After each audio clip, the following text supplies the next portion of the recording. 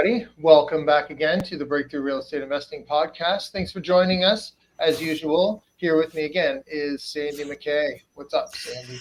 Hey, Rob. I'm excited to be here, man. I'm really excited for another show and got a great guest lined up. So lots of fun stuff to come. Absolutely. But first, everyone listening, go over to breakthroughreipodcast.ca and download our free gift and get in touch with everybody that we've had on the show before. There you can contact everybody. You can see all of the previous shows. I was on there this morning. I was browsing it myself just to see, hey, what have these guys been up to? Because sometimes I forget, like I forget to show up for recordings sometimes. but we don't have to talk about that. But yeah, so go over there and you can get in touch with everybody that we've had on the show. All their contact information is there in the show notes. So go over and interact with all those guys and get our free gift. Get the free gift, the ultimate strategy for building wealth through real estate. Of course, you'll also get up to date with everything that's going on in Rob or my world through our newsletters and that sort of thing. And you won't miss the show. And you won't miss a retreat or anything like that. Rob, you want to share with us how your group made out down there in Costa Rica? I think it was just recently. Fun. Actually, we just wrapped up the, but I don't know, it's convoluted name that I've got for it. Point Break Homes 2023 Costa Rica Real Estate Investor Event. I think it's I gotta make that into an acronym or something at some point. We'll whittle it down, but it went off really well. We had a lot of fun. We saw a bunch of new developments, a bunch of resale homes.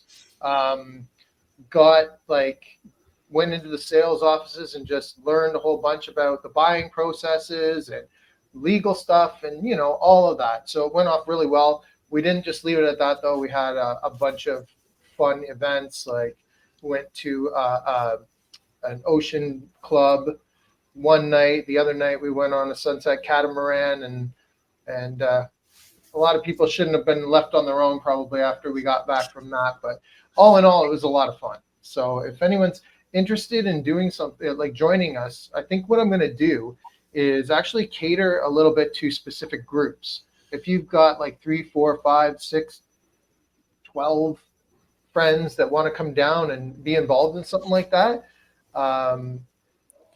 that's the way I'd like to set it up from now on, I think, with personal groups that want to come down and go through that same experience. So reach out to me if you're interested in something like that. We're going to do it again whenever it's called for. Nice. Sounds awesome. I saw a few familiar faces there, so it looked great. Yeah, it was fun. It was a lot of fun. And had some offers go in. And so we're still waiting to see what's going on with those. But, people are taking action. So that was good. Sandy, you've still got the Vaughn Investors Club going on, right? Everyone? Yeah, we're going to revamp that into the 2024. So I think people can look out for that. And if you check out our newsletter there, you'll probably see what's going on with that. Or you can go to vaughninvestorsclub.com as well to learn more about that. And that's pretty much it happening for me this year. I mean, we're going into the holiday season. Year. This year. Okay. This year. Not this coming year. The rest of this, 2023. I guess. Yeah, sure. Yeah. All of the little amount left here. We got nothing too crazy, I guess, happening. But Sandy, I'm sure, is going to be there for anyone who needs him. He's going to be there. Don't worry. He's not taking a vacation where he's off the grid or off the radar. So the last thing, I guess, before we get into this is go over to iTunes and leave us a rating and review. You guys know. Just go over there and leave us a rating and review. It helps a lot. Definitely does. Helps us get great guests like our guest here today. We ready to bring her in here, Rob? Do it. Yes. Cool. We've got Danielle Chiasson here with us today, and super excited to have you here, Danielle. Welcome to the show. Hey, I'm super excited to be here with both of you guys. Whoop, whoop. Here we are. Yes. Well, thank you. That's the energy we need. Exactly. We've got lots to talk about with you. Actually, it wasn't that long ago that I was on your show, so we've been exchanging some stories of late, and so I'm excited to have our audience learn more about you, what you've been up to, and what you do currently, and what you can help people out with. So definitely happy to have you here. I know you've done a lot of things, right? So I think I'll let you maybe share a little more about your backstory, but certainly been involved as an investor for, I want to say 10 plus years, if that's right. Doing lots of, I think originally, funny when we connected more recently, we were looking back on our phones and I was like, look, we were texting like 10 years ago about that deal. Forget which one it was. But we've been kind of in and out of each other's networks here for 10 years ish. And I know you've done lots of flips, you've done lots of investment stuff, you're a consultant and help others in their journeys now. So why don't you tell us a bit about your backstory and how you got started in this real estate investment world? Yeah, I'll try to keep it like high level so we don't go too long about it. But essentially, yeah, you're right. It's been over 10 years. In fact, this year is my 20th year in real estate. I bought my first property in 2003, actually. However, I tell people that I've only been a real estate investor for the last 10 years. And the reason why I say that is because it was in 2013 when I decided to make this a career. And so prior to that, for the first 10 years, I was just buying properties and holding them, being a landlord. And so when I decided to educate myself and start doing this as a career and start actually doing it in a way that was intentional, that's when I went from an amateur investor, aka a landlord, to a sophisticated investor, and that's what we have today. So when I decided to go into real estate investing full time, educated myself, went down to the States. There really wasn't much up here at the time, and learned flipping as a primary strategy. And so I flipped for a long time in Hamilton, and that's how we connected, because I believe you were representing one of the properties that I was looking at buying. And so, yeah, funny story for your audience. Sandy and I were we were at an event this past year, and I went to put his number in my phone, and it was like, oh shoot, I already have your number. Wait a minute, and then I had the text history. So technology, there's no hiding anymore because you can see everything. And so we're like, oh yeah, there was that one deal. So that was like kind of fun. And it only took me 8 years. It only took me 8 years to get back to you on that question. Yes, you did leave me hanging. You totally left me hanging. But in any event, yeah. So there was obviously some touch points in the past. We travel the same circles. We've been in the same rooms together and whatnot. So anyhow, that was just kind of a fun little story. Yeah, so I flipped for many years, and then at the beginning of COVID, I wound down the flipping business and went into just multifamily acquisitions. Did that for a couple of years, built up my portfolio, and all during that time, I was doing a lot of speaking engagements and facilitating some workshops and whatnot, helping people. I just became deemed an expert in my field, and really found a passion in doing that. So now what I'm doing is I'm winding down the real estate business because the portfolio, because what I have now is not what I want to take with me in the future, because I have all smaller properties, smaller multis, my largest only being a 9-unit. And so I want to offload all of those, which are scattered around different markets, and go into purpose-built larger multis when I come back into the space. And that's actually buying back my time so that I can fulfill my passion, which is to help people on their real estate journey. So right now, my focus is building out Strategic Success Consulting, which is my learning and educational platform for people who want to learn and grow within the real estate space. And funny enough, it's not just real estate, it's also entrepreneurs. So they kind of go hand in hand. So real estate investors start this as a side job and end up as entrepreneurs, and entrepreneurs go into doing what they do. And anybody who knows me knows I'm a systems person. I love systems. And so we help entrepreneurs kind of find that freedom that they initially wanted when they started their businesses, that they end up becoming handcuffed to a job, which is not what people go into business for ultimately. So we help them get their freedom back and also take control of their retirement through real estate. So it's kind of fun how it kind of works together and goes hand in hand. Well, we definitely want to talk more about that.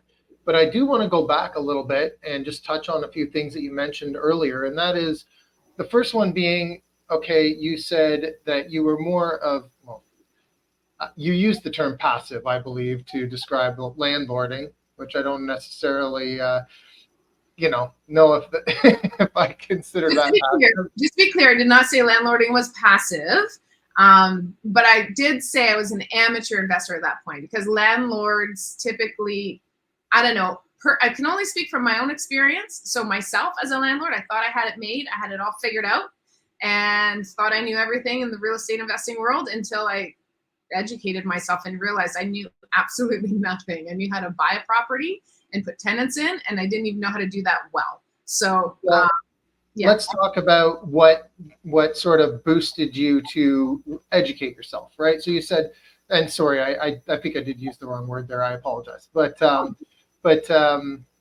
you know, going from where you were just sort of having properties and then putting tenants into them to the point where you said, you know what, I'm going to learn about this and I'm going to make it an active business. What triggered that, and how did you learn? Yeah, ultimately, first of all, if you're going to go into real estate investing, and everybody, not everybody, but I mean, most people should have learned this lesson. If you're not well equipped in this space and you make a mistake, it's going to cost you a lot of money. And through 2022 and 2023, a lot of people got caught because they invested, but they didn't invest well. And education is what helps you position yourself to negate risk. So you need that education and that knowledge in order to reduce your risk, limit your liabilities, because let's face it, when you're dealing with real estate, you're dealing with big numbers. And so if you make a mistake in real estate, it's not going to be a couple $100, and it may not even be only a couple $1,000. It could be tens of thousands of dollars, and if not more. And it has been more for some people in the real estate space, given the last, I want to say 18 months that we've been through. So it's hard for people to pull the trigger and come into the real estate space if they don't know what they're doing, because they don't have the confidence, because the numbers are big and they know that there's a potential to lose a lot of money, right? And so education gets that. And that's why when I decided to become a sophisticated investor, I'm like, okay, I'm going to be investing in real estate and I need to know what I'm doing, because if I don't do it right, I'm going to lose my shirt. And so my first line of defense for that was to educate myself. And that's why I went down south. And I highly recommend for everybody to do the same. Sorry, you said you went down south? Yeah, into the States. Yeah. Well, south of Canada. Okay. Yeah. not Rob South. Rob Not all South. the way to you, yeah. Beautiful South. Yeah. Sorry, I went south to, I crossed the border into the States. And I lined myself up with a group there and got some tremendous coaching, mentoring, and just learning down there. I mean, I spent 2 years, a lot of money and a lot of time down there. I was there probably every 6 weeks or so at a conference. The conferences were 4 to 6 days long. So it was like an immersive for me. It was an intense, immersive education in real estate. So we like to keep things, like in all of our information, very Canadian based, right? Like stuff that is actionable here. And so was there anything that you found in that education, those 2 years in the States, that you couldn't bring back here? That I couldn't? Yeah. Oh, well, the 1031 exchange, unfortunately, we can't bring it back here. That's very and that, for people who don't understand what the 1031 exchange is, it's a tax break that the Americans have. It would be similar to CRA giving us a tax break, saying, hey, look, and this is how it works. It says, hey, look, if you sell an investment property and roll it over into another similar or like investment, take the profits of that and roll it over into a similar investment, then you can defer taxes on the capital gains of that investment. And we just don't have that here. But what we do have that the States don't have is that we don't pay taxes, any capital gains on our primary residence. So, we have benefits on our side. They have benefits on their side. Most of, the tax benefits are similar. But ultimately, we just got to work with what we got, right? But I'd love to have the 1031 exchange here. As an investor, I would love to have that here because I have many properties. Whereas, if I was just someone who had my primary residence and nothing else, obviously it works better. The Canadian rules work better for them. Okay. Yeah, gotcha. That makes sense. And then were you just there learning flipping strategies, or was it like okay. Yeah. Well, ultimately it started out as flipping. So, the marketing is, everybody's seen it. It was an ad, heard it. It's an ad on the radio, and it was a free 2-hour kind of workshop. So I went to this 2-hour free informational thing, which led into a paid 3-day event, which, led into the program, which is kind of it's a marketing strategy. It's a marketing funnel that companies use, and it worked. I got in. And having said that, it was a large capital commitment at first to go into this, but I knew that if I did one flip and I got that money back, then I would be at a net zero when you're calculating money, but I would be so much further ahead because I would get all this knowledge out of it. So if I did one flip and recovered my initial investment, then I'd be like, okay, well, number one, I'll know whether or not this is something I want to do long term. And number two, I'll have all this knowledge. Even if I decide not to do it, I'll at least know all of this stuff when it comes to flipping a house and maybe home renovations or whatever. And what I got for my money was way beyond what I had thought. I mean, it was such good information that every time I went down there, I learned something new and I grew. And the company itself that did the training also was evolving. And so I got to grow with them. So as they brought on new information, so primarily it was flipping, but then they went into wholesaling, they went into all kinds of different strategies like raising capital and all these other, managing your business, systems within your business, marketing, and all of these things. So I ended up learning way more than what I had initially thought, which was primarily I was going down there to learn to flip. But I really got all of my foundation to what I know today from that company. And then the other thing too is when you're making such a huge investment, you can't you've got something to prove to yourself, right? So oftentimes, even if there's not a call to action, which a lot of those programs do have, it's like accountability, saying this is a step, this is where we want you to be in a certain amount of time. You'll most often take on that accountability onto yourself just because of the amount of money that you spend. Well, that depends. I think it depends on, listen, at the end of the day, it depends on people's mindset, right? And it depends on people's financial situation. So let's say it's a $20,000 investment. If somebody can afford the $20,000, there's a lot of people who will invest $20,000 and not do anything with it because that isn't an amount of money that hurts them. Right. But the people that you see that really are motivated to get their money back are the people that maybe leveraged something or borrowed against something in order to pay for that tuition. And then they're like, man, I need to make this money back. And they're motivated to make it back because they know there's no other way for them. They're not going to get that back in their 9 to 5. They're not. Right. And so they're motivated to do something to get that money back. So I think it's very dependent on mindset, financial situation, how motivated they are in order to actually get that money back. And I mean, you brought up accountability, Rob. I'm going to say it, a lot of people have a hard time holding themselves accountable. When you have a 9 to 5, you got to show up, otherwise you get fired. That's you getting held accountable to that 9 to 5. But when you work for yourself, it is freaking hard. And people learn this the hard way. It is hard to get yourself out of bed and stay focused and motivated on your job. And especially when you're an entrepreneur and you don't have systems and every day you're doing something different, you don't really know what you should work on today, what you should work on tomorrow. Now you add all these other things that didn't need to be done for business before, like social media and, managing people virtually and all this other stuff. It's just the layers of complexity when running a business has just been tougher.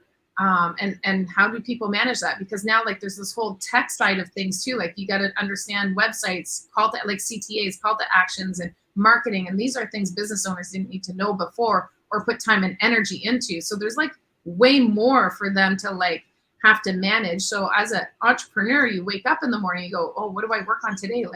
Do I work on, RGA's revenue generating activities, or do I work on my social media? What's more important? And you just kind of scattered all over the place. So systems are more important now than ever, but it's hard for people who are self-employed to hold themselves accountable. It's really hard.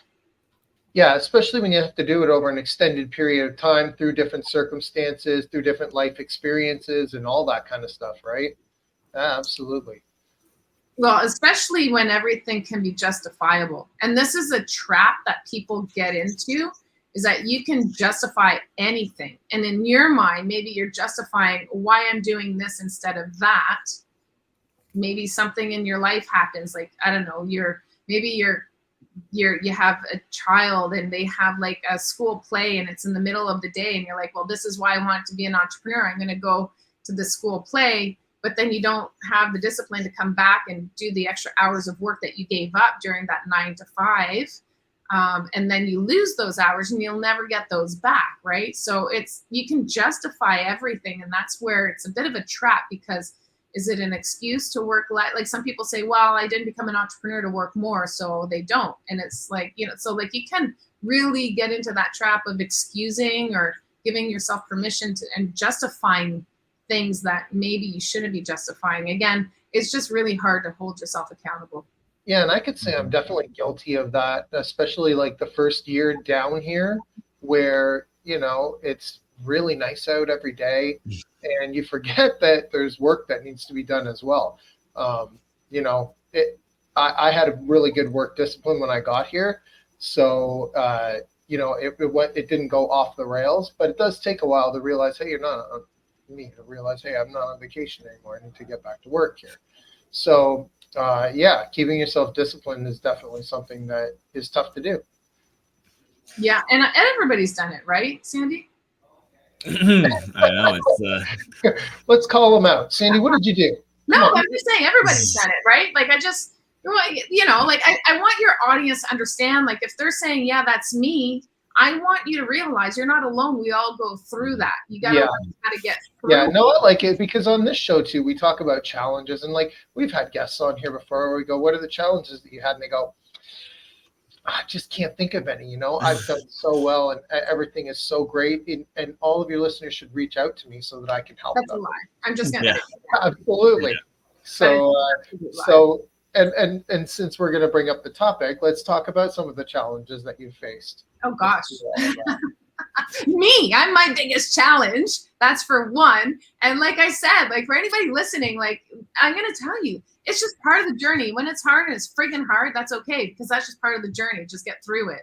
So you got to embrace those challenges and work through it. But really, when I say me as being, the number one challenge, it is me. Like, I've had to overcome mindset issues. I've had to, get past hurdles, mental hurdles. Those are the toughest ones more than anything is the mindset stuff. And so, but beyond that, I would say, but again, I mean, this also ties back to mindset. Probably the toughest challenge for me was being able to trust people enough to bring them into the business and scale with a team as opposed to trying to do everything myself. And like most business owners cannot overcome that on their own.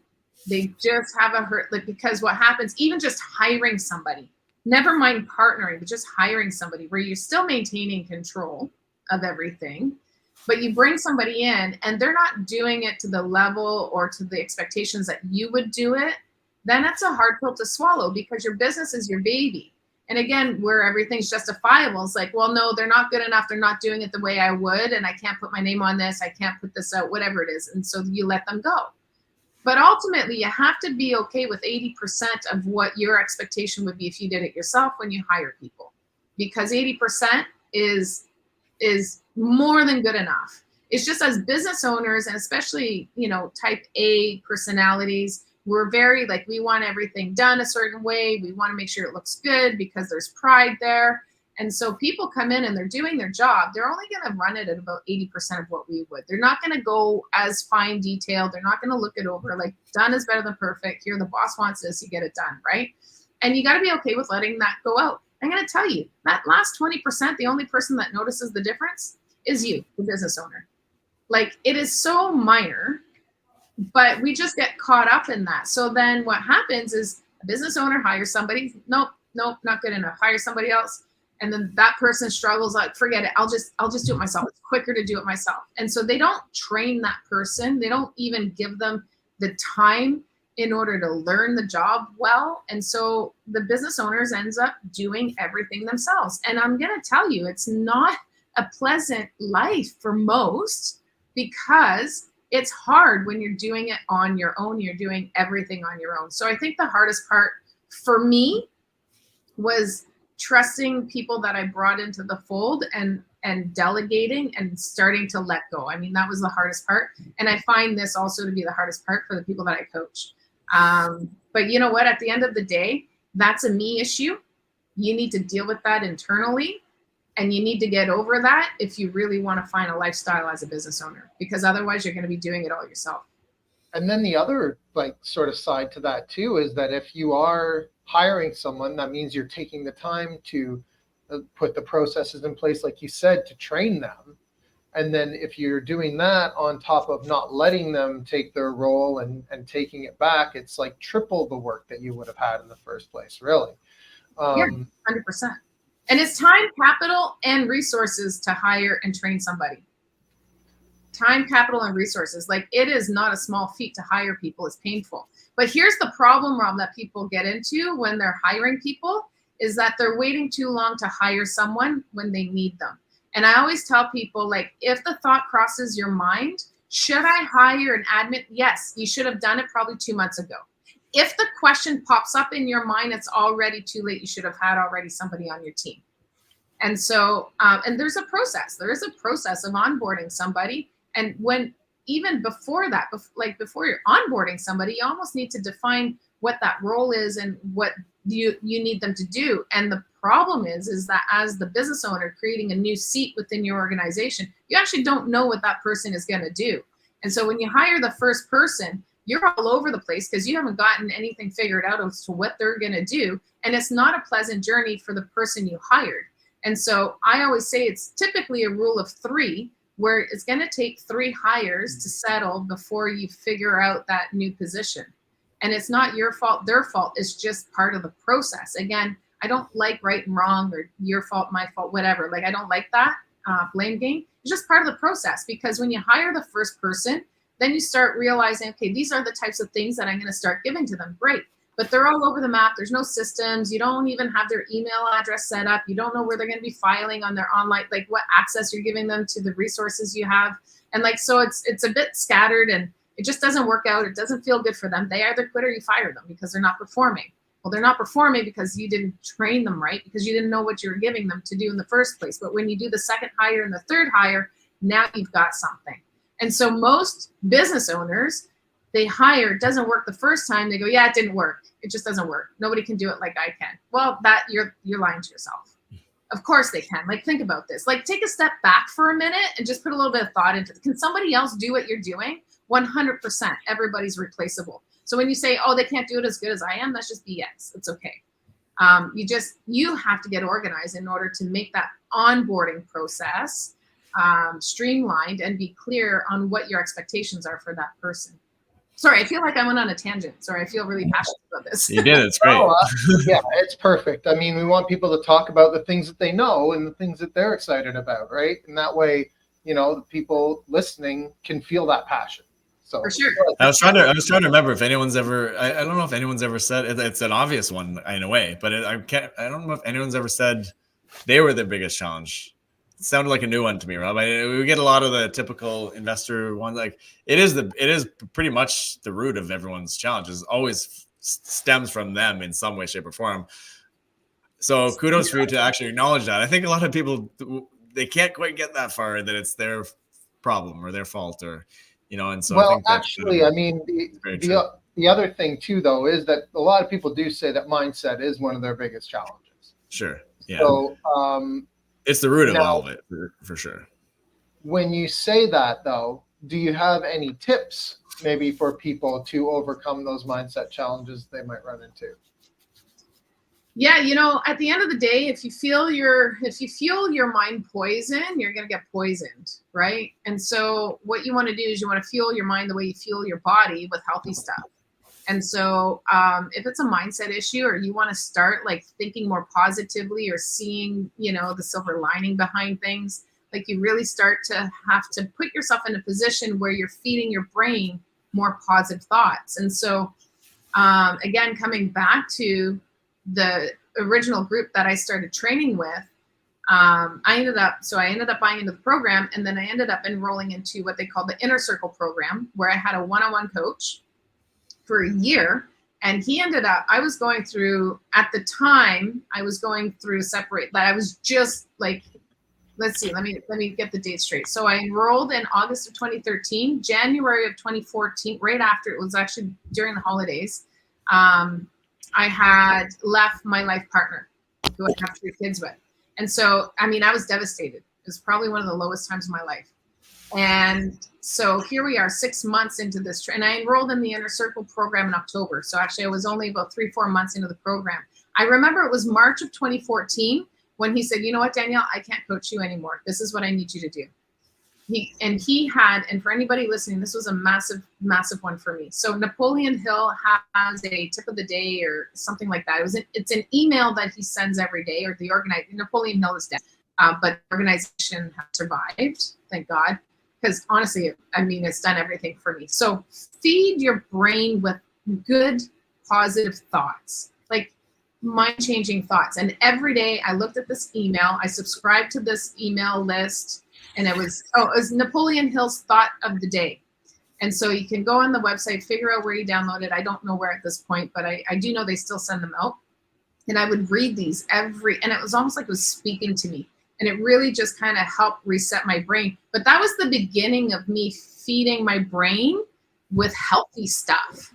So like, stop like listening to the naysayers. If you have negative people around you, like I don't surround myself with negative people anymore. Like people say, oh my God, people are so like negative on social media and this and that. I don't even see that on social media, because the people that I identify with and that the feeds that I watch, there's no negativity. Like it's all positive stuff. And so my brain has like really shifted. So feed your brain with positive stuff. And so you can start thinking positively in a more abundant mindset instead of a scarcity mindset. And that, you know, for me was a game changer. That was one thing that I could tell you was a game changer for me. And the other one was done is better than perfect. Mm-hmm. So I'll tell you a really funny story. Done is better than perfect is, it was, I mean, they used to say it all the time on stage when they were presenting and everything. Like, it just got so ingrained into me. But ultimately, when I created my business, my flipping business in August of 2013, so I enrolled into this group, and then I did have a coach then, but it was not Inner Circle coach, which Inner Circle was just higher level coach. But I had coaches, and they told me I had to go and incorporate a business, and then I had to get business cards, and they had all this thing I had to do. So I went and got my business, and I needed a business name, and I am a perfectionist. I'm detail oriented. I like my T's crossed, my I's dotted, and and I won't do anything. And my pride would step in the way because I wouldn't launch anything unless it was perfect. And so done is better than perfect has really helped me let go of that. So if you are doing anything or working on anything out there, like writing a book or starting a business, whatever it is that you're doing, just remember done is better than perfect, because at the end of the day, which is what I said before on the call, in this podcast, your 80% is enough. It's enough, because that last 20%, you're only doing it for yourself, and that's your pride. So if you can get things done at 80%, it's good enough, because for most people, like my 80% is better than many people's 100%, right? And so I just got to have faith and trust in that. And by the way, you can always make it better after you launch. It's not like the end all be all that once you launch it, it's done. You can't ever change it. You got to stay fluid and you be able to go back and improve on it later, right? So done is better than perfect was a big one for me as well. Yeah, that's how Sandy and I got here. That's true. Right? Starting a podcast. Like if you wait till you have everything, I want the best people lined up and I want this lined up and that, like you'll never get it done. How many people are listening to this podcast right now? And they're like, yeah, I want to start podcasts and I've been saying it for 3 years now. A lot of people. So just don't get it done. Exactly. Absolutely. Do the first one, which I mean, I don't even know. If I went back and listened to the first one, it'd probably be pretty bad. Yeah, I'd probably be thinking that. I might even go like, man, maybe we should just get rid of this one. Just take it off there altogether. Although back then was, I want to say Skype, maybe. Skype. It wasn't, Zoom didn't exist yet. I know that. And so it was a different time for sure. So if someone does go back and listen, they got to give us a bit of leeway there. But or dating us, I guess. Yeah. Okay, I really do like that though. Done is much better than perfect. Well, they say perfection is the lowest standard on Earth because it's impossible. Mm-hmm. Well, someone says that because it's impossible. It's a moving target though, right? Because you get it to where you think it's going to be great. Let's say you got the podcast to where you thought it's great, but then it's all of a sudden all this other stuff came out. You could do this and do that to make it better. So I'll tell you, Rob, done is better than perfect is what got me unstuck. But we have since evolved that internally in our organization. We say done is better than perfect in the pursuit of perfection. So because ultimately what I want to do is I want to create a base for anything that I do, and I start. And then after that, we just continue to tweak and make better. So we just continue to improve on what we've already done. So we're always in pursuit of perfection, to your point, Sandy, right? But this is, the thing is that when you say done is better than perfect, it's almost like, okay, once it's done, it's finite, right? In your mind, like you got to be really careful how you say things, because words matter. Everybody says that words matter, but let me tell you, words freaking matter, because your brain takes things very literal. And so you have to be able to be a little bit smarter than your brain. So when you say done is better than perfect, you think, okay, I've done something, I'm done. You wash your hands of it, you never look at it again. But if you say done is better than perfect in the pursuit of perfection, then you know you're always going to be improving on things. And as a business owner, you have to always be improving on things, because you have to shift with the market, with the times, with the trends, whatever it is that's affecting your business. Yeah, like this is the way that we do it until we learn of a better way. That's right. Yep. Yeah.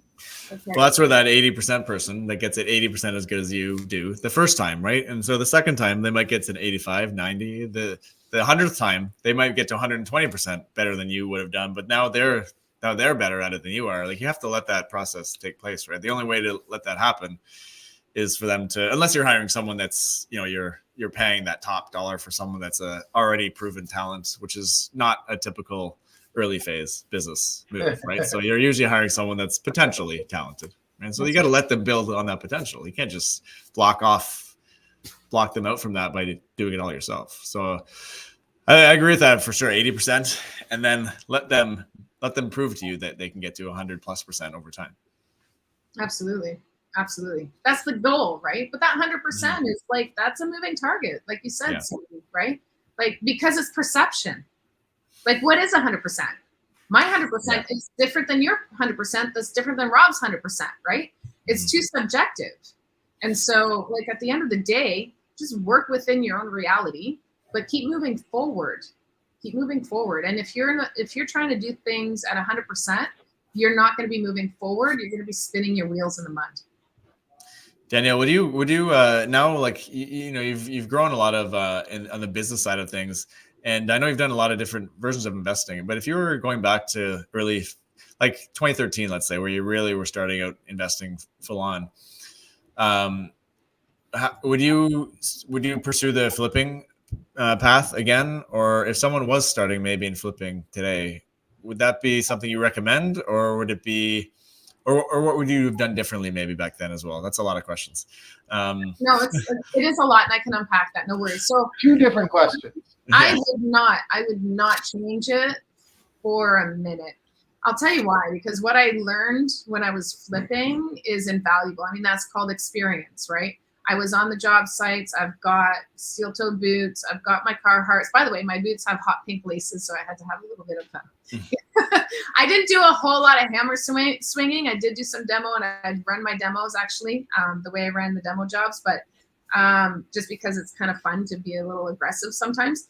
But ultimately, I wouldn't change it, because what I learned in that process, I mean, I walked a lot of properties. I underwritten a lot of properties as a realtor. I got the MLS comps, and I looked at the numbers. I learned, I talked to the trades. I was so hands-on that I just learned so much. And and about all parts of the business, like right from, the marketing to finding the deal, underwriting the deal, doing the paperwork, vetting for the, building up the scope of work, vetting for the proper trades, running the trades, doing the permit. Like, I did my own permits as the homeowner, because I did my flips. When there was anything structural, I brought in an architect, a structural engineer.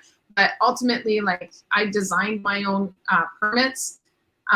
So I learned a ton, and I wouldn't change that, because that really, like, knowledge is one thing. I'll tell you, I could lose everything that I've built up today, but I'll never, like, as far as whatever my net worth is, but you never lose that knowledge and experience.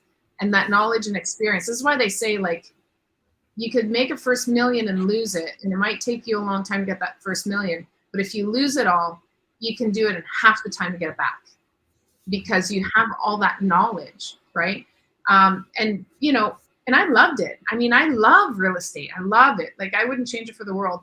while I did the flips, I learned, I was one of the early people that started doing duplex conversions in Hamilton, and working with the city as well, doing different strategies as far as like putting sprinkler systems in mechanical rooms. They'd never seen that. I kind of walked them through that. There was a whole bunch of things that I learned, but again, because I was so hands-on. So doing the conversions, tenanting, property management, because the duplex conversions I kept. And so like doing property management, yeah, no, the short answer is no. I would not change it. Now, having said that, what would I have changed with what I did? I probably would have exited out of being in the weeds. Again, coming back to what we were talking about, where that solopreneur is doing everything themselves, I definitely would have onboarded partners or people sooner to start taking over certain parts of the business so that I could grow faster. I mean, I didn't grow very fast because it was just me and I was just doing my little flips and I wasn't scaling. And that was because I was scared to bring people in. So that's the one thing that I would change, is I would have done that sooner. Now, since I've decided to scale in 2021, I mean, my whole life and business has changed and I love it. You know, it's a whole new journey. And you know what, being the other part of it, having people on your team, is like, I don't know, it's kind of nice to not, like when you're having a bad day, to have people around you to validate you and say, yeah, you know what, you got a lot on your plate, or you've got this or that working against you. So you have a team there too to validate that it's okay. It's okay what you're dealing with. Makes sense. It can make it more enjoyable with people too. I mean, maybe that's not everybody, but certainly, you're building something beyond just for yourself, and there's other people involved. It can be kind of a driver for sure, to keep going and go beyond maybe where you think you would have to or want to go yourself. Well, not only that, Sandy, it's sustainability of the business too, right? So what happens is you have, like, and I learned this too when I was scaling and doing multifamilies, was the banks like it when there's multiple partners in a business, because if something happens to one partner, the business is still going. It's actually a risk for them to lend to businesses that are solopreneurs, because they're aware that if something happens with that person, gets sick, gets cancer, gets hit by a bus or whatever, and they can't work, that's going to have a direct impact on the revenue generated by that company. And so sustainability of the business, having multiple partners, is actually a smart move. And so anybody who's out there who's thinking, should I get a partner? Yeah, you should, but it has to be the right partner. Have you now you've been coaching and training investors, business owners for quite some time. What are some of the things you've maybe commented on a couple already here, but what are the biggest challenges that these investors or business owners, either one, what are they experiencing, or what have they been experiencing that you've seen kind of a commonality there that you have a tip for or a fix? Well, one of the biggest things as real estate investors is that they haven't focused enough on multiple streams of income. And, they've put all their eggs in one basket. And so you have 2022 and 2023 that happened, and all of the income it just dived, all of the rental income. And so now they've realized how important it is to have multiple streams of income. So, creating vertical integrations in your business to have other streams of income. I mean, you guys, you're realtors, and then you're also investing in real estate, right? And you also have these events that you're doing, Rob, and you have all these people. So there's like different streams of income, and they may not seem like a lot, but when you pull them all together, then you have a really sustainable business, whereas one area might die off a little bit and the rest can carry, and vice versa. And so that's number one. I mean, if you want to be an entrepreneur, be a freaking entrepreneur and make it happen, right? If you want to be a business owner and you own a restaurant and you just want to do that, life is definitely going to be simpler and easier, but financially it's going to have ups and downs because there's nothing to offset or to balance that one business. So you look at a restaurant owner, you go into 2020 and COVID hit, now there's no income coming in. What are you going to do to feed your family, right? So multiple streams of income and it doesn't matter. Even if you have a 9-to-5, like 9-to-5ers are now realizing, this is my only income. If I get hurt, how do I feed my family? Well, you can start investing in real estate and balance that out. That's a different source of income, right? So having multiple sources of income, I just think is good for anybody, not just business owners. I think COVID and even the couple years here after COVID with like real estate, for example, really taught a lot of people, almost every industry at this point, that nothing is like 100% secure. There's no investment. Real estate, as much as Canadian, Southern Ontario, Canadian real estate especially, seems almost like a guarantee in the long haul. Nothing's a full-on guarantee. You never know, especially over a year or 2 years, like a short window. You never know how the industry is going to react or what's going to happen or government intervention. There's so many things, so many factors. It's really difficult to just base your life around one income stream and feel security in that. That's a tough thing. I think people definitely need multiple income streams, even ideally multiple industries, multiple markets, really get it diversified, which doesn't need to happen right away, but over a 20-year period of working or investing, I think that's something people should be striving for. So I agree for sure. Stay curious, right? Like, don't get complacent. Stay curious. What else can I do? So you did this and you got really good at it. Great. What else can I do? What else is out there? Stay curious and just keep sniffing around different opportunities, right? And then that also is just, again, coming back to, feeding your brain with positive stuff. I mean, when you do something and then you're doing it well and you just stay there, then all of a sudden you become stagnant. Well, your brain starts like a slow decline because you're just not nourishing it with something new and exciting. And so you gotta just keep moving, keep things interesting, keep doing something different, right? If you're doing the same thing day in and day out, it's just going to be a slow death. And maybe that's just me, but some people like that, and I get that. Some of that in your life is good, but not all the time. Sort of the same thing as growth happens out of the comfort zone, right? Absolutely. Let's talk about that. Okay, let's talk about your comfort zone. Hang on a minute. Okay, you're just firing me up, Rob. Okay, get comfortable getting uncomfortable. Get comfortable getting uncomfortable. Yes, that is where you grow. That is where you learn. Are you going to make a mistake? Yeah, you are. But is it okay? Absolutely. Because that's where you learn and that's where you grow. Like, it's okay to do something and not do it the right way or the way that people think that it should be done, because you know what? Then you learn how not to do it. So there's nothing that is done that can't be undone. So just do it. Like, your comfort zone is like a circle and you're within that comfort zone. And if you kind of push the limits a little bit and step outside of that circle, and then you start kind of staying in that space for a little bit, well, then your circle grows. And then you do it again, because then you get comfortable in that new space. So then you just stretch a little bit more, and then it's uncomfortable, but it's only uncomfortable for a little while.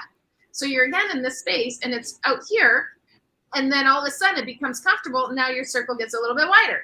And then you just keep doing that until the sky's the limit. You just keep doing that over and over and over again. And it's okay. You can't live 24/7 in the uncomfortable zone. You can't, because it takes so much energy and it'll just exhaust you. So you're just going to bounce back and forth. And when I say bounce back and forth, meaning you're going to bounce out, stay there for a little bit until you get comfortable, and stay in that comfort zone for just a little while to regenerate your energy until you step outside that comfort zone again. And then you just keep stretching. And then you just become this powerhouse. You do anything. It's amazing. Danielle, is this the kind of tips and knowledge and exciting conversation that people can expect from the podcast that you do, the Let's Get Real Estate podcast? Yeah, so the Let's Get Real Estate podcast, thank you for that plug. I appreciate that. I do have a podcast of my own.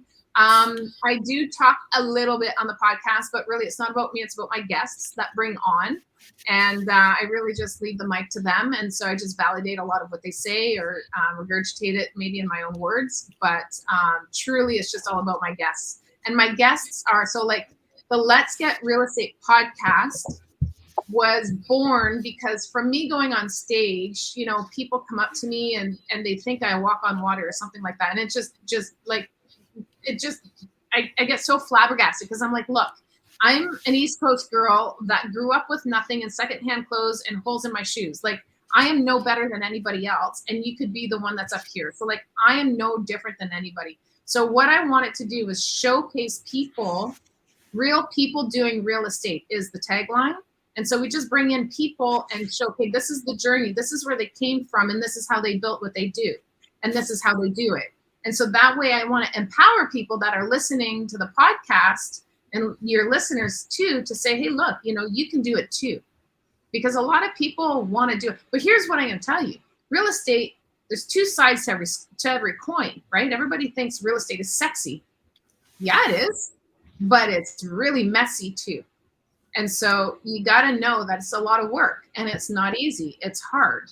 It's not a get rich quick scheme. It's not. And people have learned that the hard way. But if you're willing to do the work, then you'll be able to reap the benefits of real estate 100%. So yeah, it's real people doing real estate, and I just leave the mic to them. These kinds of things that I'm sharing with you is typically when I'm the one that's able to talk about what I want to talk about. Okay, got you. And you know what? I really do think that that's the most most valuable type of podcast information that you can put out there, right? It's really like the nuts and bolts, the actionable steps, and the things that people can think about before they're necessarily in too deep. Not to say that we don't want people to take action, because we do, but things that they can do really easy and actionably right off of hearing the information. So that's great. Well, I love how you say we want them to take action, because ultimately you'll never see any results without action, right? And I actually, coming back to your question, Sandy, when you said, is there anything you do different? You said about flipping, but if I went back before that, because I took 2 years of learning before I implemented anything. So I started learning in 2013, told you kind of my personal life was a bit messy at that time. I didn't buy my first flip until September of 2015. It was a full 2 years. And so my first flip was September of 2015, and the second one was October of 2015. And then, I hit the ground running. But you don't see results unless you're implementing your knowledge learned. And it's really important that you start taking action. But here's what I learned in that, is that knowledge empowers people to take action, because people that are confused or are uncertain will not take action. So you have to go learn as much as you can, get to that 80%. You're never going to know everything, by the way, guys. Like, there's people out there listening, and I'm just going to call you out right now. There's people out there listening who are like, yeah, I don't know it enough. I need to know more. No, you need to know enough to make a smart decision based on the information you have. You don't need to know everything. And here's a little secret. You'll never know everything. So just get to a point where it's uncomfortable enough to pull the trigger, because pulling the trigger is always going to be uncomfortable. And I think people have this thing where if I learn enough, then I can pull the trigger and be fully confident. Listen, when I bought my first flip, I didn't know. I was scared to death. And I remember my first multifamily, after doing, I don't know how many single families and done duplexes, been in the business for 5-6 years, like actively 24/7. And still, when I bought my first building, which was only a small building, I was still like shitting bricks. And it was like, I was scared to pull the trigger. I was like, am I doing the right thing? So like, it's always going to be uncomfortable when you do something new, and that's okay. But just know enough that you're mitigating your risk. That's all. Okay. So, and Sandy and I have sort of put this out there before at the end of the show. We like people to try and take action with what they've learned. But like, what would you say is a good amount of time for someone to educate themselves in something like this? Let's say they've on a low level got the means to go out and start something. How long, like, if they're really dedicated to learning and taking in some information, and maybe joining groups and talking to people, how long should people, I know it's a ridiculous question, but how long should someone take learning before they start to take action? Okay, so I'm going to tell you, Rob, first of all, that's a ridiculous question. Yes, thank you. Glad you reiterated that for me. No, it's a great. You've got to be able to put some kind of a time limit on it, though, too, because you can do it forever, right? Yeah. No, it's not a ridiculous question. I'm only teasing you because you said that. It is kind of. Well, no, it's not. It's not. But what I will say is this. It's very unique to everyone. The timeline is going to be different for everyone because people's situations are very different. There's so many variables that come into play. I'm a quick learner, okay? And I took 2 years, but a lot of that was because my mindset, coming back to what I told you guys, I wasn't in the right mindset. My life was a mess. And so some people may have the perfect life, but they're not a quick learner and they don't get things quick. I'm good with math. I'm not scared of spreadsheets, where some people are, right? So it's going to be very dependent on the person. But here's what I'm going to tell you. If you're thinking, because this is where I go back to always, if you're thinking, should I put an offer on that property? The answer is yes. If you get to the part where you're saying, should I do this or should I do that? The answer is yes, and I'll tell you why. Because you have enough confidence to be considering it. And if you're considering it, then you're there. So whereas when you don't have the confidence or you don't have the knowledge, you wouldn't even consider putting an offer on the property, right? So when you have enough confidence to even consider it or think about it, you're there already. Now, what you can do if you're talking about putting an offer on a property and you're still a little bit unsure, that's okay too. Put the offer on the property, put it conditional. If you win, do some more due diligence. If you're still uncomfortable, you can pull out for whatever reason. You can pull out, right? But then you'll know at that point whether or not you're ready to lift the conditions, right? Because now you'll have time to sleep on it. And also talk to other people about the specific properties and all of that kind of thing. Yeah. We got to wrap up, but I just want to say one thing and the reason why I said that was kind of ridiculous is obviously there's like so many different factors that come in for anybody like that. But I do think that there is a certain amount of time, and that's a really good way of measuring it. If you're considering the offer, then obviously you're ready to maybe go through with it. That's right. I think that's one of the clearest answers actually we've ever got to that question. Now that I think about it, because everyone kind of goes, yeah, it depends and all this, right? And I guess that's true, but I 100% agree. If you're on at that point, should I do this? Yes. I'm thinking I might do this. That's where you get like, the coach or someone in your corner that just kind of nudges you that little last step and you do it, right? One of the favorite questions that I get, and I'm sure Sandy's gotten it too, is when people say, so should I go ahead and do something? Like, should I put in the offer? Should I buy something? Or should I wait to see what happens? And I love that question. I've gotten it more than once. And I'm like, wait to see what happens with what? For how long? When will you know? And that answer that you gave, I think, is just the one that makes the most sense. But thank you so much for joining us today. I really appreciate it. You've shared a lot. And we want to know if people, and I know they will, want to get in touch with you and learn more about the strategic success consulting or anything else that you've talked about today, how can they do that? So the easiest way to get a hold of me is find me on Instagram. On my profile, there's a link. You can actually book a call with me. I'm happy to have a quick 15-minute call with you, find out a little bit about your story, tell you what I think, if I were in your shoes, what I would do. And some people want to find out if they can work with me. Some people want to find out if I can coach them. All of those things we can explore. It's just a quick little discovery call, little intro call. I'm happy to do that.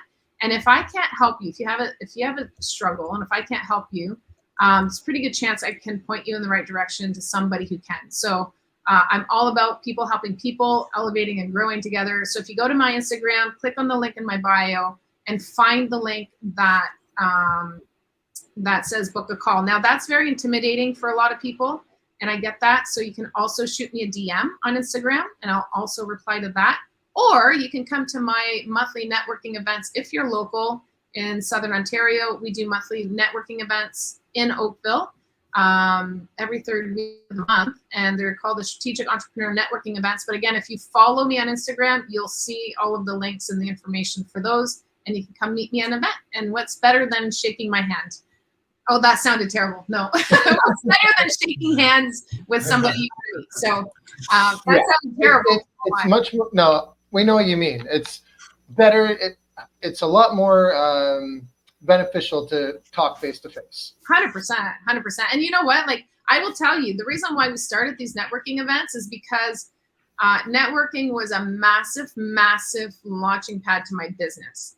And I've spent and still spend a lot of time in networking groups, either running them or being an attendee and learning from other people that are higher than me, better than me.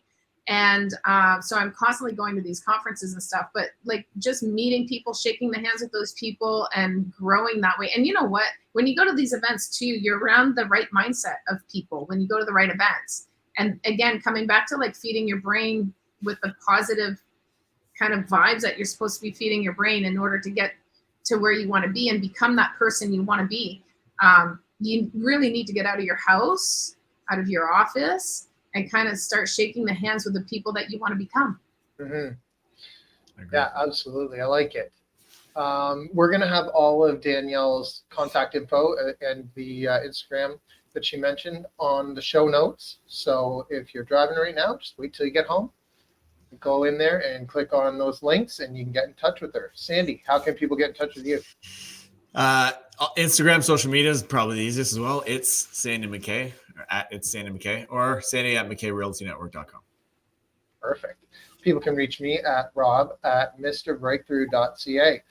Thanks again, everybody, for listening. And we are excited to get back with you next time. Thank you.